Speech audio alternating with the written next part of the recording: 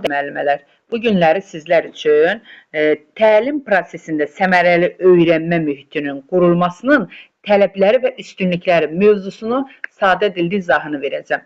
Dəyərli müəllimələr, təlim prosesində bilirik ki, ən vacib məqamlardan biri hər bir kəs özünü səmərəli öyrənmə mühitinin yaradılmasıdır. Yəni, səmərəli öyrənmə mühitində harada yaratmaq olar? Sinif otaqlarında. Deməli, şagirdlərə öyrənmə mühiti zamanı motivasiya vermək, onları deməli dəstəkləmək. Çünki şagirdləri məsələn, müəllim elə başa düşür ki, həddən artıq ciddi olmaq, şagirdi atasına zəng vurmaqla, anasına zəng vurmaqla qorxutmaq, bu bir çıxış yoludur.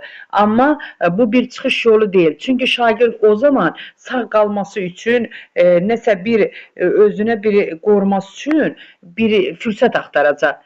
Buna görə də səmərəli öyrənmə mühitində el olmaq lazımdır ki, şagird orada risk eləyə bilsin, şagird müəllimə suallar verə bilsin, şagird müəllimdən söz soruşa bilsin, sual soruşa bilsin və yaxud da sual verə bilsin.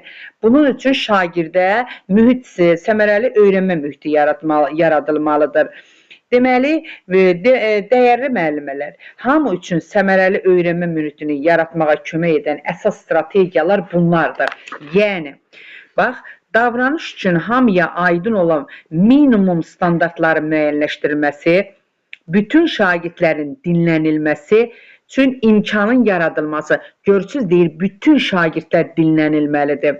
Sinifdə hər bir şagirdin xüsusi ehtiyaclarından xəbərdar olmaq, sinifdəki bütün şagirdlərə fayda verəcək şəkildə dəstək verilməsi, şagirdlərə öz öyrəndiklərini necə göstərəcəklərini seçilməsi üçün imkanların yaradılması, bir şagirdin inkişafını bir də digər şagirdin inkişafı ilə müqayisə edilməsinə yol verməmək. Yəni, bu şəxsi inkişafın əsasıdır. Çünki onların arasında rəqabət yaranır. Gəlin, bunların hər birisinin ayrı-ayrılıqda açıqlamasına baxaq.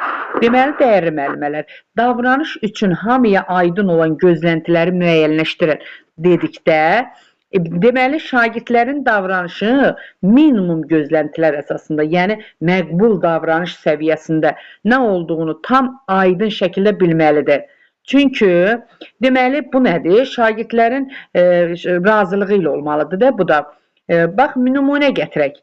Mülayim olaq, mülayim ol, yəni mülayim olaq, əllərimiz və ayaqlarımıza sahib çıxaq, hər zaman xoş sözlərdən istifadə edək, həmişə başqalarının şəxsi əşyalarına hörmət edək, hər kəs özünü təhlükəsiz və hörmətli hiss etmək